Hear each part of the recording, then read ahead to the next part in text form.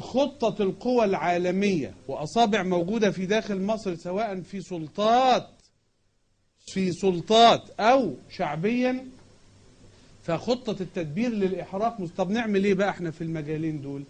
عشان كده أو يعني بين النارين دول، إحنا بهذه الصورة يا إخواني اللي هيحصل إننا من اليوم الحقيقة بنعبر عن إحنا يعني زي ما بيقولوا صبرنا طويلا جدا. يعني صبرنا فعلا بإن إحنا نحاول إن إحنا نبقى يعني نتابع، نحاول نصحح، نقوم، نتكلم. إنما نحن نتكلم الآن عن كتلة لها عمل شعبي من الآن، لأن مصر ليست لا دول ودول بس، في شعب آخر، شعب كامل ربما لم ينادى دائما. من الآن ستكون هناك هذه الكتلة الشعبية لحراسة، بوضوح، لحراسة هذا وذاك، للتصدي لهذه النوعية من السياسات شديدة الخطورة، وللتصدي لهذه المؤامرات الدنيئة المعروف من يدبرها، معروف واضح عند كل الناس، للتصدي لها التي تدعو إلى إحراق البلاد، أو اللي مش تدعو، ده تفعل إحراق البلاد. الكتلة الشعبية دي إحنا سوف ومن جميل مقادير الله هقول لكم دلوقتي إنه يأتي هذا في تاريخ اليوم بالذات. إنما أنا عايز أقول لحضراتكم بقى حاجة مهمة عشان يبقى الكلام واضح وضوح الشمس في رابعة النهار، إنه أي حد، يعني إحنا الحقيقة إحنا مش موافقين، إحنا شايفين إن طريقة الحكم القائم لمدة سنتين ماضيتين قاعدة تسرب من إيدينا إحنا، من إيدين هذا الشعب بأكمله الضمانات لقوة إقامة أمل دولة بعد الثورة. يعني بعد الثورة في أمل اللي تبقى في دولة محترمة، دولة موقرة، دولة سليمة المقاييس.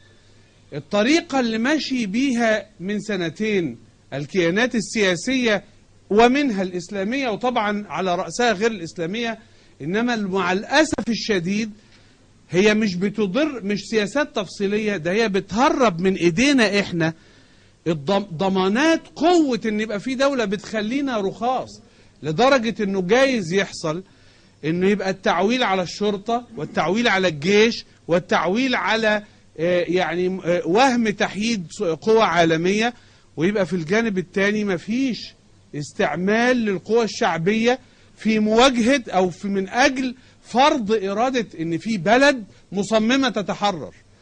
القسمة دي إحنا من أعدائها.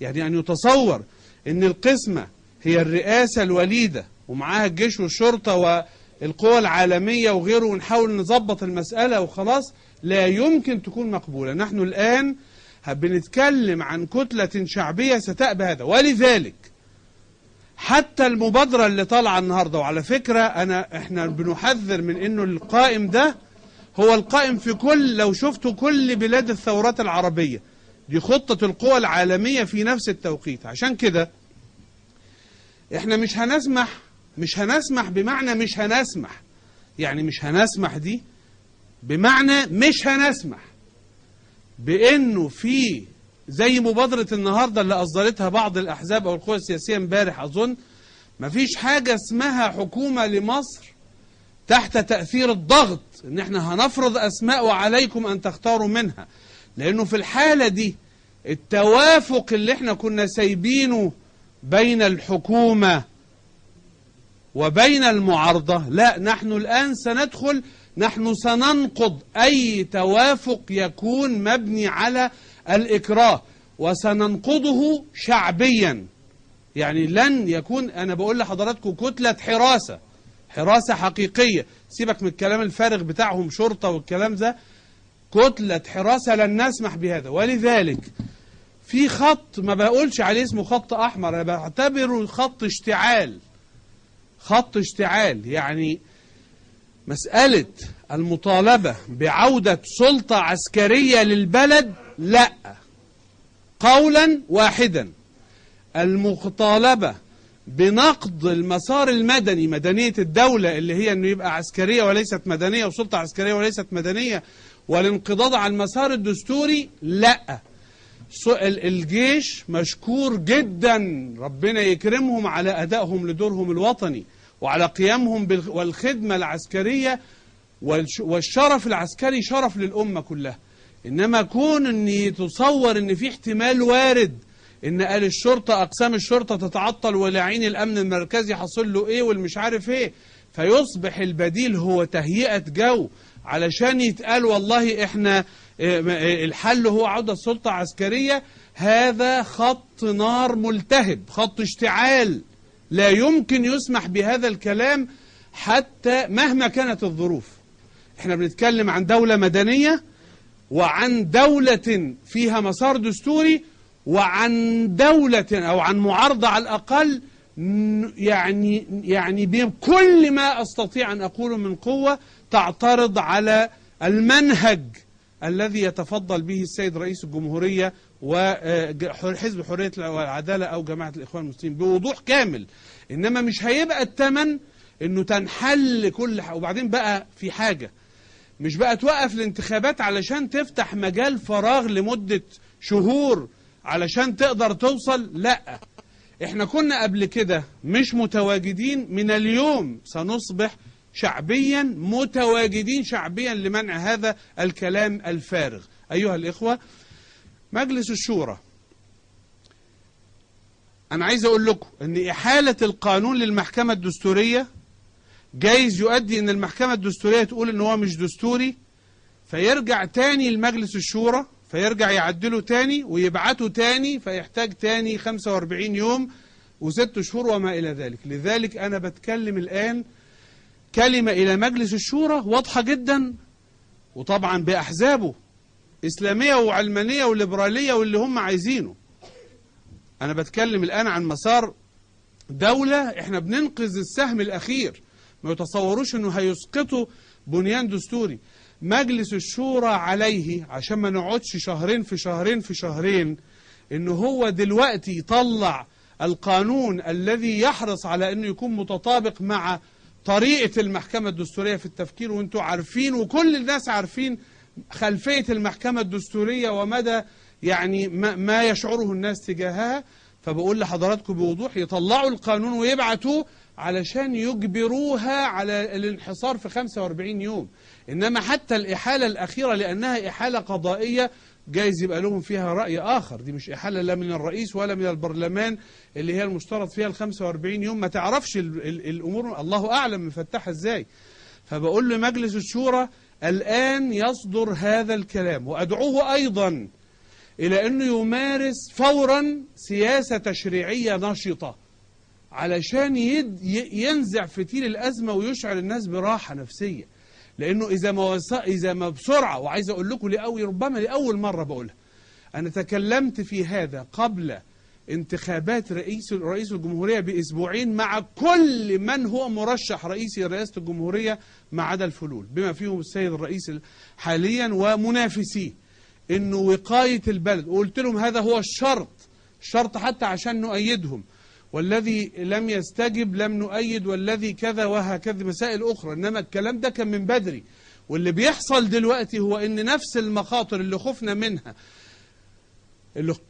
خفنا منها على تدمير المسار في مصر، سلطة قضائية بقى وشرطة ومش عارف جيش وغيره وغيره وغيره، هو ده اللي بيحصل النهاردة. نحن بذلنا لهم نصح جهرا وسرا ولم نتوانى، وهم قصروا في هذا لحد ما بيتبدد من ايديهم كان الالتفاف الشعبي ونصبح فقراء، ما فيش عندنا حد الا ان احنا نخضع. علشان كده احنا واضحين جدا. الكلمة الثانية ان الى المحكمة الدستورية، والله اظن يا محكمة يا دستورية كلمة واضحة هي جدا، كلمة واضحة عشان يتضح هي ايه بالظبط. الناس اختلفوا عليك، انت حلوة ولا وحشة، انت وطنية ولا منحرفة، انتوا عارفين الكلام اللي اتقال كله. جالها الوقت الواضح زي ما احد اساتذتنا الكرام تفضل، جالها الوقت الواضح تقدر تطلع تقرير دستورية من عدمه في خلال اسبوع فعلا، مش محتاجة تقعد 44 يوم. مش محتاجة تقعد 44 يوم وبعدين تقول ده مش دستوري فيرجع فيبتدي يتعمل من جديد. لو كانت هناك وطنية وهي ترى ما يحدث في الشارع. إنما عملوا ده بسرعة، سواء السيد الرئيس الجمهورية أو مجلس الشورى أو المحكمة الدستورية، أو عملوه ببطء. إحنا محتسبين عند الله أننا مرابطين في الفترة دي، لن نسمح بقفز أي حد. كلنا يا جماعة بنخدم، كلنا بنؤدي خدمة، أن إحنا نملك البلد لأهلها، إن إحنا نملك البلد للناس أصحابها، إن إحنا بنؤدي خدمة إيه بقى؟ إن إحنا بنخدم بناء أمل إن تبقى في دولة محترمة بعد ثورة قامت. ما نبقاش أضحوكة يقولوا هم عملوا ثورة وعرفنا نلمهم ونجيبهم تحت جناحنا مرة تانية. بس اللي يحاول يطور الخدمة الشرف دي، إن كلنا بنؤدي خدمة إلى سلطة، إنه بدل ما يؤدي خدمة يستخدم نفسه سلطة، شرطة بقى، جيش، أي حاجة. لا، أنت تؤدي خدمة ولا تكون سلطة بديلة عن سلطة أصحاب البلد على بلده. أظن الكلام في منتهى الوضوح وفي منتهى الحسم، ونحن لا نريد الحقيقة إن احنا حد يقول ده الكلام ده معناه أنه موجه للخرابيين. هو موجه إليهم نعم، ولا موجه إلى الحكم، فهو موجه إليهم معا. والحقيقة أنا شاعر تماما بمنتهى التوجه ضد المنهجين دول، لأن هذا كلام غير مظبوط. وإذا كان الفترة اللي فاتت كنا بنقعد نشوف الدنيا ماشية إزاي ظنا إنه يا رب الدنيا تتحل، ما دام ما عرفوش يحلوها لابد من الكتلة الشعبية الثالثة دي التي لن تبقى في بيوتها إلا تحت شعار أنها مرابطة. ولذلك أنا بدعو من خلال المؤتمر الصحفي ده كل واحد في مصر صادق أنه يجهز أن يستجيب للنداء في أي لحظة، أن يجهز لهذا. ليه؟ لأنه مش منتظر إنه الناس تبقى قاعدة في بيوتها طراطير وتأتي قوى عالمية علشان تغير هذا الوضع. أرجو على كل حال أن يكون واضح. وأنا الحقيقة ما حبيتش أن أنا أقول كلام إلا في حدود المقصود، إن إحنا هنعمل إيه من دلوقتي عمليا. وأسأل الله سبحانه وتعالى أنه يتولانا برحمته يا رب العالمين. بنفس الكلمات التي أنهى بها الأستاذ مجدي أحمد حسين رئيس حزب العمل كلمته، أنا فضيلة الأستاذ حازم صلاح أبو إسماعيل رئيس حزب الراية كلمته. المسؤولية الآن على مجلس الشورى، لأن المحكمة الدستورية إذا نظرت القانون المحول لها من القضاء الإداري ستأخذ سنة أو سنوات، لكنها إذا نظرت القانون المحول لها من مجلس الشورى فهي ملزمة أن تنتهي منه قبل 45 يوم أو أسبوع زي ما بيقول الأستاذ مجدي أحمد حسين. جاءني اقتراح من القاعة أن يعبر رؤساء الأحزاب التحالف عن وحدة الأمة بالوقوف جميعا متشابك الأيدي لالتقاط صورة تذكارية، فليتفضلوا إذا رغبوا في ذلك. لا، القاعة رؤساء الأحزاب، تفضلوا يا فندم.